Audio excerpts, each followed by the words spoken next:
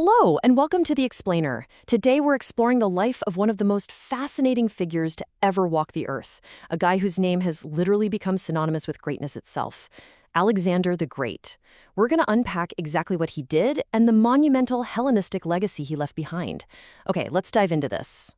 Seriously, how do you conquer the known world by age 30? Just think about that for a second. By the time most of us are just figuring out our career paths, this individual had completely reshaped the global map. It sets incredibly high stakes for our story today, and it really demands that we ask, what kind of environment and, honestly, what kind of mind produces a resume like that? Act 1. The Prodigy, the Young King's Rise. Let's move to this and see exactly how it all builds. Looking at his life, this is a remarkably compressed timeline. Born in 356 BC in Pella, the true turning point comes right in the middle. At just 20 years old, he becomes king. He's thrust into absolute authority entirely suddenly after the death of his father, Philip II of Macedon. And then, well, the timeline ends abruptly in 323 BC in Babylon. He was only 32. He literally had a mere 12 years on the throne to accomplish everything we're about to discuss. But those first 20 years before he became king, yeah, they were definitely not wasted. You see, he had a very specific, almost unfair educational advantage. Alexander was personally tutored by none other than the legendary philosopher Aristotle. I mean, imagine having one of history's absolute greatest minds as your personal, one-on-one teacher. Aristotle didn't just teach him how to swing a sword. He shaped Alexander's profound interest in leadership, science, and culture. His young mind was perfectly primed for brilliant strategy, not just brute force. Act 2. The Commander, Tactics of a Genius. Let's rapidly break down why he was so incredibly successful out there on the battlefield. He was a brilliant military strategist, he moved his army with lightning speed, he relied on extremely clever battle tactics, and he inspired deep, deep loyalty. Now, what's really interesting about all this is that he actually led from the front. He wasn't some commander sitting safely on a hill watching his men fight and die. No, he was down in the mud, right in the danger, side by side with them. It is very easy to see how a leader like that inspires the kind of absolute, unbreakable loyalty required to conquer the world. And conquer he did. Using those exact clever tactics, his greatest military achievements are, frankly, almost unbelievable. He systematically dismantled and conquered the incredibly powerful Persian Empire. The major turning point? He won massive, decisive battles against them, with none being more famous than the monumental Battle of Gaugamela.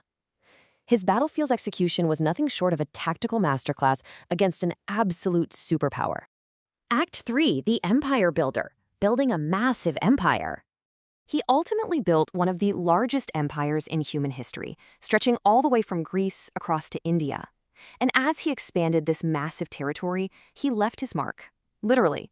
20. That is the number of cities he founded across his newly conquered lands. And in a move of either supreme confidence or just brilliant personal branding, he humbly named pretty much all of them Alexandria. The most famous one, of course, being the one in Egypt we simply know today as Alexandria.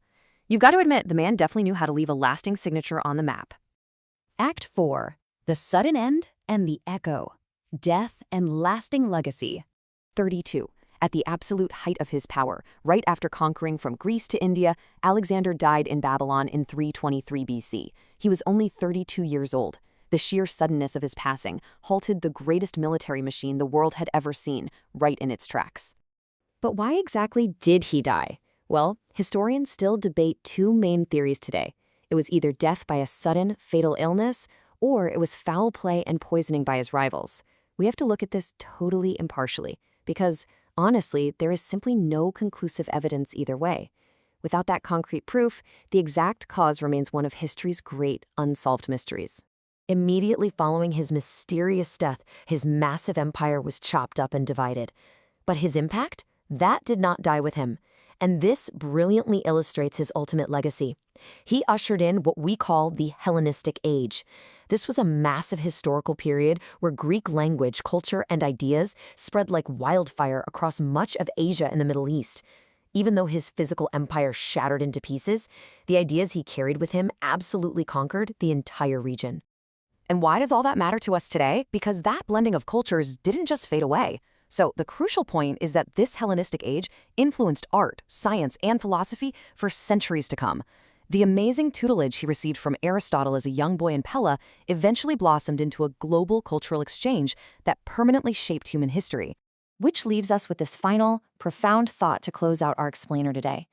Alexander's political empire shattered almost immediately upon his death, but his culture survived and thrived for centuries. So what is the true measure of an empire? Is greatness defined by the sheer amount of physical land you conquer with a sword? Or is it defined by the ideas, the science, and the art you leave behind? I will leave you to think about that. Thank you so much for joining me to explore the amazing life of Alexander the Great.